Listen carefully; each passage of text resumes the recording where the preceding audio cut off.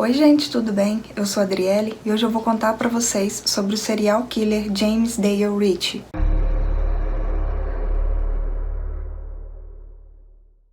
No dia 3 de julho de 2016, por volta das 7h45 da manhã, 2 corpos são encontrados por um ciclista perto de um rio no Alasca, o Sheep Creek. Esses corpos foram identificados como sendo de Jason Nieder, de 41 anos, e Brianna Foyce, de 21 anos. A causa da morte teria sido ferimento à bala. No dia 5 de julho, esse crime foi julgado como duplo homicídio. Nas câmeras de vigilância do local onde os corpos foram encontrados, foi possível identificar 2 homens. Os policiais não conseguiram identificar esses 2 homens através dessas imagens.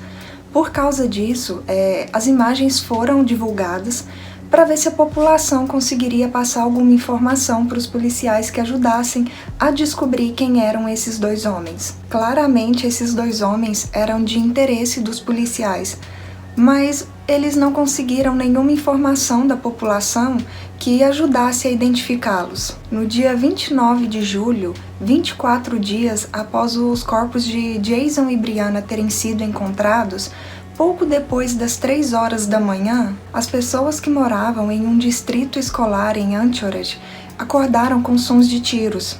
Algumas pessoas foram até a rua para ver o que estava acontecendo. E lá eles viram uma pessoa no chão caída e uma outra pessoa desconhecida pegando a bicicleta dessa pessoa que estava caída no chão e indo embora. Os moradores dali, assustados, chamam os policiais. A vítima era Bob Thompson, de 21 anos. Ele foi declarado morto no local pouco tempo depois dos policiais chegarem. Como haviam testemunhas, os policiais conseguiram descrições suficientes para poder fazer um esboço do suspeito. Esse esboço foi divulgado, mas infelizmente os policiais não conseguiram nenhuma informação de quem seria esse homem. O Laboratório Criminal do Alasca confirmou pouco tempo depois do crime contra o Bob que a arma utilizada nele era a mesma arma que teria sido utilizada nos crimes contra o Jason e a Brianna. No dia 28 de agosto de 2016 pela manhã, uma pessoa que caminhava no Vale do Parque da Lua descobriu um corpo de um homem de 25 anos. Os policiais são chamados. E assim que eles chegam lá no local, eles dão uma volta ali nas redondezas para ver se consegue alguma prova de quem teria cometido esse crime.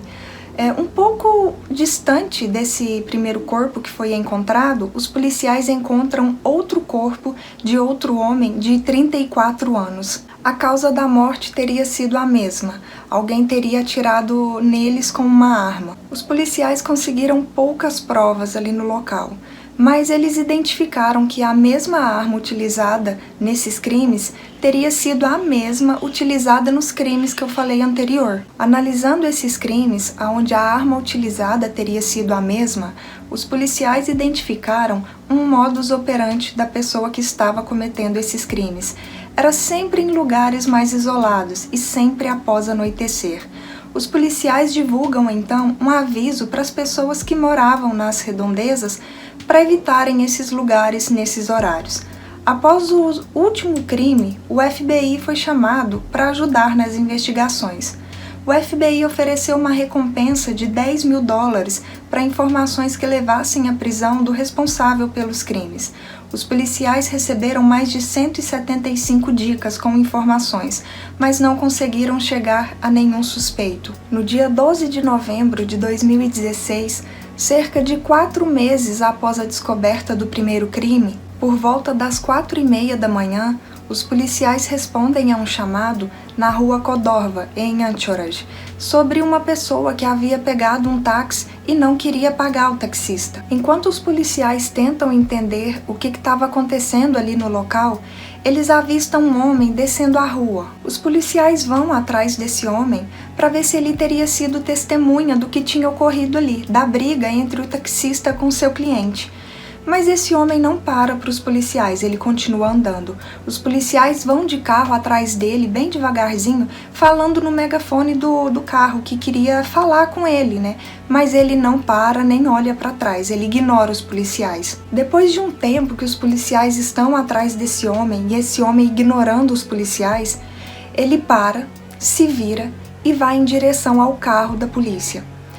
Quando ele chega no carro, ele saca uma arma e começa ali um tiroteio. O policial Arne Salom, ele é atingido 6 vezes, o que resultou em danos nos seus ossos, intestinos e fígado. Outro policial que estava em outra viatura vendo o que tinha acontecido, começa a disparar contra esse homem, que foi morto por uma série de ferimentos à bala. O policial Arne foi levado ao hospital, passou por 7 horas em cirurgia e sobreviveu. Esse homem que tinha atacado os policiais era James Dale Ritchie. O James, ele nasceu no dia 4 de novembro de 1976 em Anchorage, no Alasca. Quando jovem, o James se destacou no ensino médio como atleta, tendo jogado no Campeonato Estatal de Futebol e Basquetebol de 1994, ao lado de alguns futuros atletas profissionais. Ele era bem alto, tinha cerca de 1,91 m de altura, por isso chamava atenção onde quer que ele fosse. James também era muito inteligente. Devido às suas notas na escola, ele é recrutado pelo time de futebol da Universidade da Virgínia Ocidental nos Estados Unidos em 1994. Por causa dessa proposta, ele se muda para lá para estudar e jogar no time. Após um semestre na universidade, o James desiste e volta para o Alasca. Porém, ele volta um pouco diferente, se envolvendo com algumas coisas ilegais, como o tráfico de entorpecentes e lutas de cães. Durante os 10 anos seguintes, o James ele é preso várias vezes, na maioria das vezes por tráfico de entorpecentes. Ele foi preso no Alasca em 2005, enquanto tentava invadir uma casa de posse de uma algema de plástico e 2 pistolas. Depois de cumprir 2 anos de prisão, o James é solto. Assim que ele sai, ele compra uma arma e entrega para uma pessoa de confiança guardar para ele. Em 2013, ele se muda para Broadway, na Virgínia, aonde os pais dele viviam. Nesse momento, ele até parecia ter se endireitado. Parecia realmente que ele não estava se envolvendo com nada que fosse ilegal. Inclusive, as autoridades chegaram a dizer que nesse período eles achavam que ele realmente estava indo bem e que ele parecia sim ser um cidadão de bem e que ele havia deixado o passado dele para trás. Em março de 2016, o James se separa da sua namorada da época e volta para o Alasca. Ele vai morar na mesma cidade onde ele havia nascido. Chegando lá, ele vai atrás daquela pessoa que ele havia deixado uma arma para que essa pessoa guardasse para ele. E ele pega a arma de volta. Nesse momento da vida do James, ele sentia que a mente dele não estava muito bem. Ele realmente pensava em descumprir as leis e fazer mal para algumas pessoas. Ele sabia que isso é errado e, no fundo, ele queria ser uma pessoa boa. Como ele sabia que esses pensamentos não eram normais, ele procura tratamento de saúde mental. Mas não se sabe o tempo que ele teria passado por esse tratamento e se ele realmente teria sido diagnosticado com alguma doença mental. Após a morte do James, a arma que ele utilizou no confronto com a polícia foi enviada para o laboratório criminal do Alasca, porque os policiais acharam muito estranho o comportamento dele no dia do tiroteio. Os policiais suspeitaram que ele poderia ter envolvimento com algum crime, e após analisarem a arma, foi confirmado que a arma de James era a mesma arma utilizada em todos os crimes anteriores citados aqui.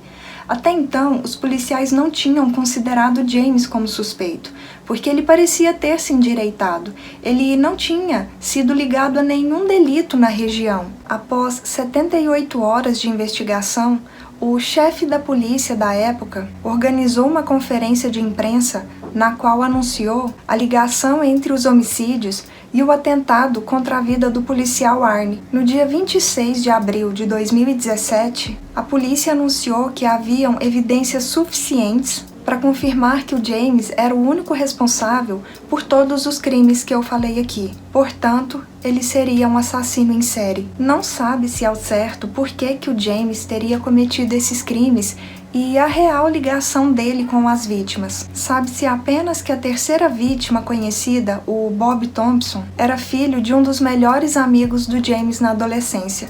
Inclusive, quando esse crime, contra o Bob aconteceu, o pai dele, o amigo de adolescência do James, ele estava preso. Teoricamente, o pai do Bob mais o James teriam perdido o contato depois que ele se mudou para os Estados Unidos. Hoje é considerado que o James cometeu esses 5 crimes.